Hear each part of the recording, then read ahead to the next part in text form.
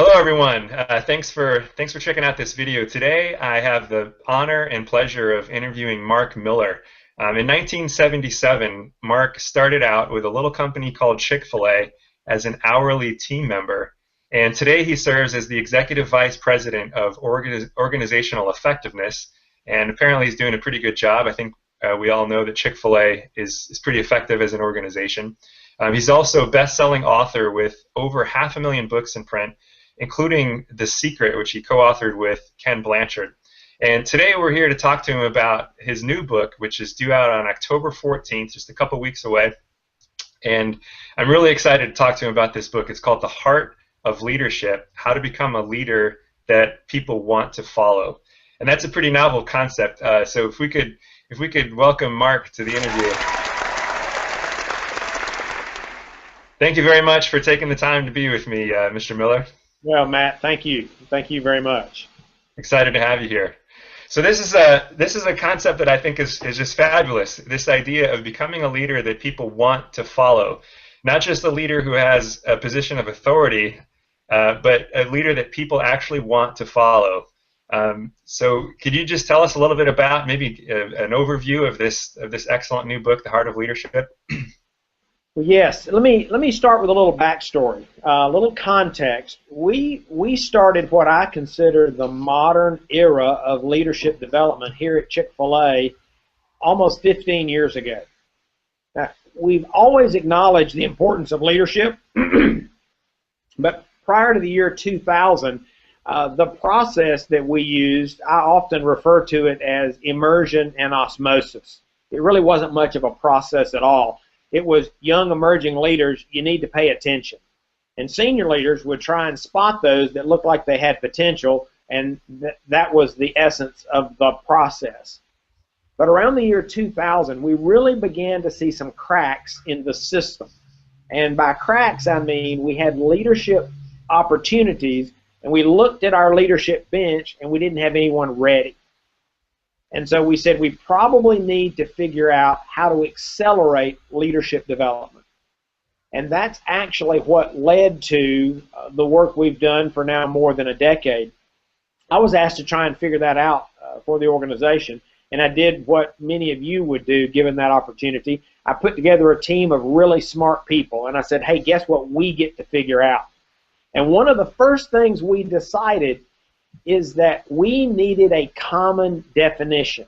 We needed a common point of view. We talked about leadership all the time, and everyone would nod, and everybody had a mental picture of what was going on when we said leadership, but we realized we weren't on the same page.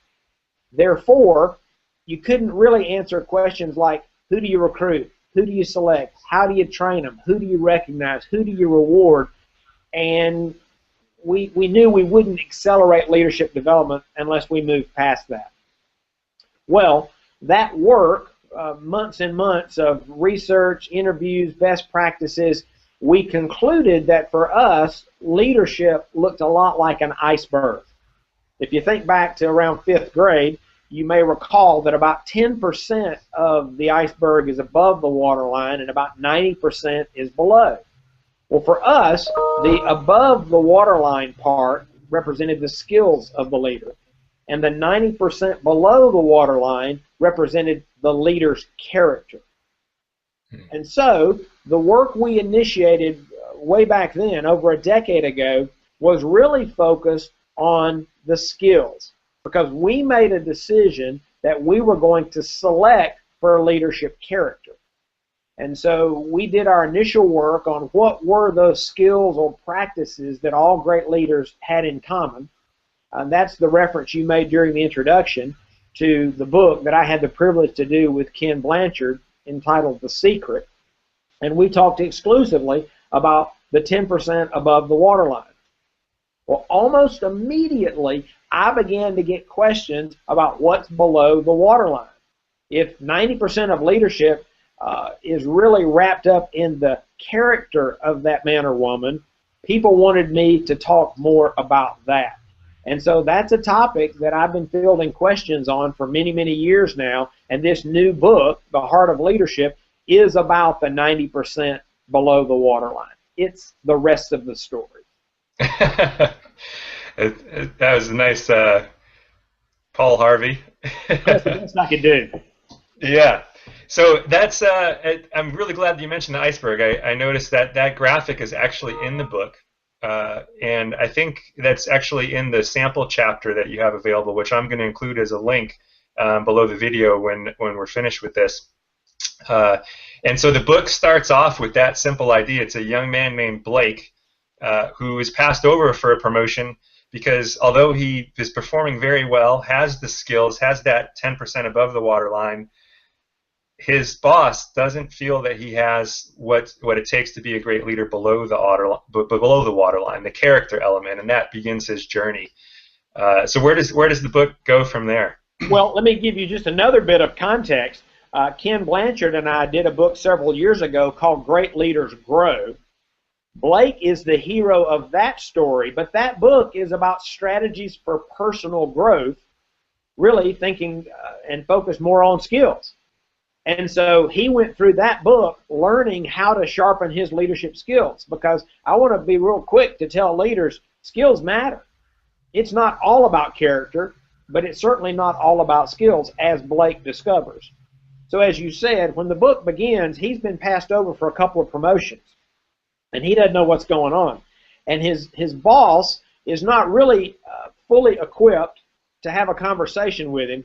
And so she basically tells him that leaders are different. And he says, but how are leaders different? And she doesn't have the language to really describe it. She just knows from her experience, she knows intuitively that leaders are different. And so she sends him on a journey to try and discover what makes leaders different. And what Blake finds is what makes them different is their character. Because when you talk about character, even in the context of leadership, people generally talk about things like loyalty and integrity and other wonderful character traits, but those aren't distinctives of leaders, because you want integrity and loyalty from everyone in an organization. So he really sets out to say, okay, if those are foundational character traits, what are the things that make leaders different? And in the book, he discovers 5 traits, leadership character traits, that you and I have the opportunity to develop and to cultivate over time, and when we do, we'll become that leader people want to follow. Excellent. So taking a step back before we touch on the five character traits that make leaders different, I think this is, I imagine any leader that's watching this, or even a manager that's watching this, is going to have thoughts go through their mind of, this has happened before. We've had somebody who was just an excellent performer. They had the skills. We put them in a leadership position, and they failed miserably. And maybe they can empathize with that, with Blake's boss, who couldn't quite put it into words, but she knew that there was just something different about leaders. It has to go beyond performance. So what's the first character element that you'd like to talk about? Maybe we can talk about 1 or 2 of them here today. And as I recall, Blake actually, he's learning this through a mentor that has him go and speak with partners of his father, right? Yeah. And they're each telling him an element of the character that makes leaders different. Right. In the previous book, Blake's father dies on page 1. And the last conversation he has with his father is where they are disputing whether or not Blake has leadership potential or not. And his father says he does, and Blake's not sure. So that's the thread between that book and this book. And so his mentor actually sends him to meet with men and women who were part of a small group with his father. So these are people that knew his father, and they're speaking into his life as he learns these. And there are 5 of them, and since we're only going to talk about a couple, I'll share with you what I think is probably first among equals, because I believe they're all critical. But this cultivated and demonstrated ability to think others first. If you can think others first, then you're beginning to create that heart that we refer to, and you're beginning to become that leader that people want to follow. If people believe that you really do have their best interest at heart, if people believe that you really do want to help them win, if people believe you really do want to help them be successful, the other leadership character traits are much easier to develop. And quite frankly, it's much easier to gain fellowship. The way Ken and I talked about this, even in the first book, we foreshadowed this idea because we said the question you and I have got to ask on a regular basis, am I a serving leader or a self-serving leader? Because people can always tell. And so in the book, Blake discovers that he has some challenges because he really doesn't think others first. He really thinks about himself first. And so his guides on the journey begin to give him some practical things that he can do, not only in this particular leadership character trait, but in all 5, some very practical and tactical things that he can begin to do to change his heart. And so for the purposes of our time today, I'll just mention one under this idea of think others first. Blake is challenged, how can you add value to everyone you come in contact with? Maybe it's a word of encouragement, maybe it's some feedback, maybe it's a resource, maybe it's some coaching. And so as he begins to shift his attention to the other person, specifically with how can I add value to them, his heart begins to change because his orientation begins to change. And all of a sudden he's taken the emphasis and the priority off of himself and he's placing it on others. So I think others first is one of those foundational leadership character traits that we all need to cultivate. Now, I totally agree with you, as I'm sure you know, but I would really love to hear your thoughts, your unique perspective on why do you think that is so essential? Why is it essential for a leader to put others first, to think others first, and how can they can add value in other people's lives, even if it's people they don't lead, which is what I'm gathering Blake is learning. It's how do you add value for each person you interact with, not just the people you're in charge of, but everyone that you interact with. Why is that so important in your view? Well, I think that every time we serve someone else, we are in fact changing our heart. And even though many of the ways that we will choose to serve may not be strategic, they're laying the foundation. They're preparing us to serve in more strategic ways. But people always know, you can discern those men and women, particularly men and women in positions of leadership. You know pretty quickly, are they a serving leader or a self-serving leader? And so this is just one of those very practical, pragmatic, foundational leadership character traits that enables everything else we do as a leader to be more palatable, to be more well received. I mean, leaders make a lot of hard decisions. They make tough calls. So when you and I have convinced people over time that we really are trying to help them win, and we have to make a tough call, they're not questioning our heart. Even if they disagree with the decision, they give us the benefit of the doubt because we've earned that by thinking others first in the day-to-day, the mundane, the non-strategic behaviors and activities. It gives us grace. It gives us liberty and leeway with our followers. So maybe as an example, if we didn't have that habit of putting others first and people knew that we were self-centered and we had to make a tough call, we might lose team members completely because they think we're doing something out of malice or for our own selfish reasons. But if we have this consistent ability to put others first and people know that's what our motives are, and we have to make a tough decision, like maybe let somebody go or not share information in the way that we normally do is quite as transparent, we have to withhold some information for a certain reason, people are more, okay, we're not going to lose somebody because they trust their heart. Well, yes, but it may be more subtle than that, because sometimes, I think most often, you're not going to lose someone completely, but what you're going to lose is their discretionary effort. You're going to lose their engagement. You're going to lose their buy-in. They may stay on your payroll, which you could argue is a pretty bad place to be. You know, we've said that we don't like the concept of hired hands. We really want to get someone's hands, get their head, and get their heart. Well, if they don't trust you and your motives, they're just going to be hired hands, and that's not the way to excel in today's world for any organization. Agreed. So I find it interesting that the first quality that you talked about, although you consider all five of the character traits to be equal, the first one that you talked about is putting others first. And I don't recall if I mentioned this, I don't think I did in the introduction, but your blog is called Great Leaders Serve.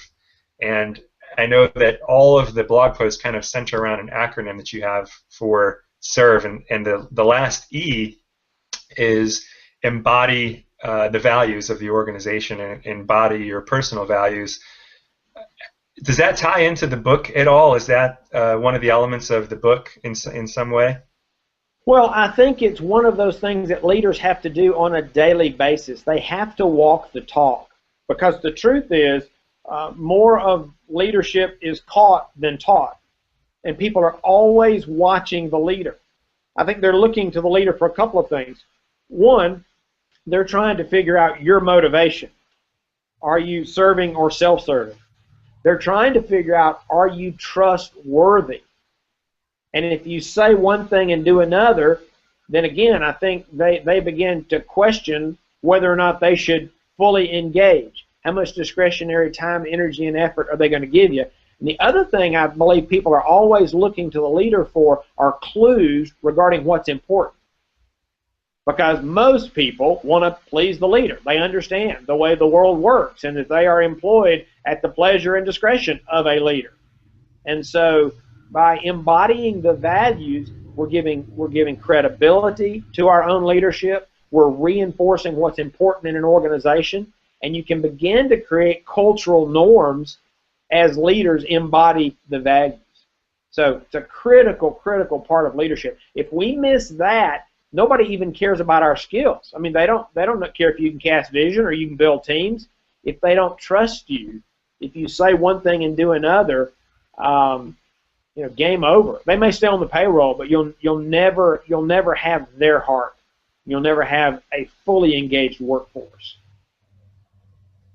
I think that's a great connection that you made. I think there are a lot of people that are aware of the idea that core values of an organization guide decision making. They let you know what's important, but we might overlook the idea that it's great if they're written down, but if as leaders we're not following them and embodying them, we're sending that message to the people that, well, maybe this isn't so important. Well, it's worse. Can you think of an example of? Oh, I'm sorry. Go ahead. It's worse than that, because not only do they think the core values are bogus, they think you're bogus as a leader. I mean, it's not just somebody wasted time to put those on a poster. It's like now they don't trust you as a leader. But if you're as a leader are not going to walk the talk, if you're not going to embody the values, my counsel is take them off the wall. Don't ever talk about them, because it'll do more harm to have them and not live them than just not to have them. It's critical. People always watch the leader. Well, I think we've got a few more minutes. If you'd like to take a minute or two to talk about it, I would love to hear what's the next character trait that Blake discovers on his journey.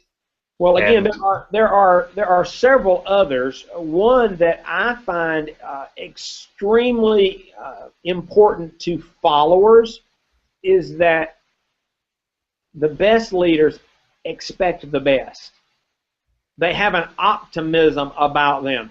If you stop and think about what leaders do, we help create a future that does not yet exist.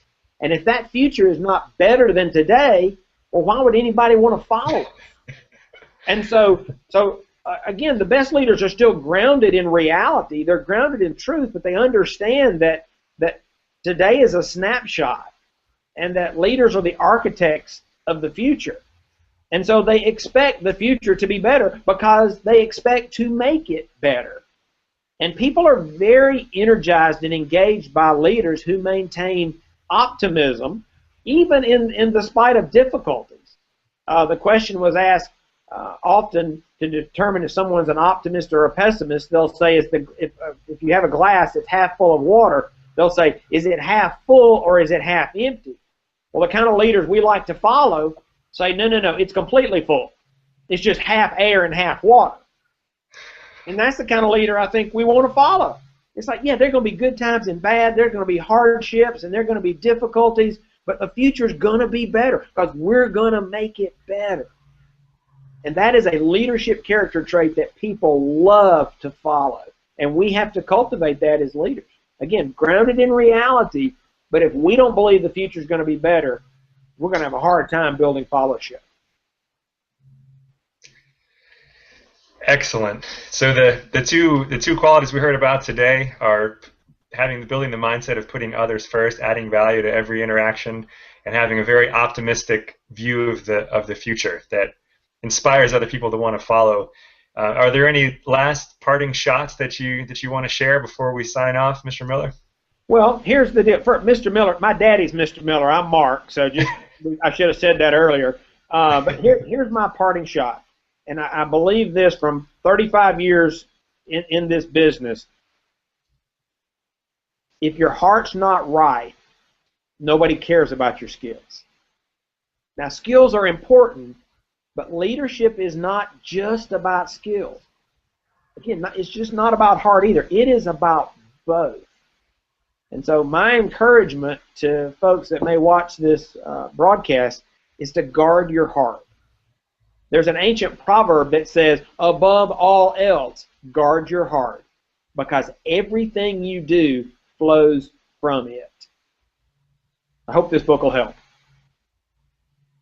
I believe it will, and I thank you for taking the time to talk a little bit about it and to add a little bit more about some of the things that you've learned with your vast experience at Chick-fil-A.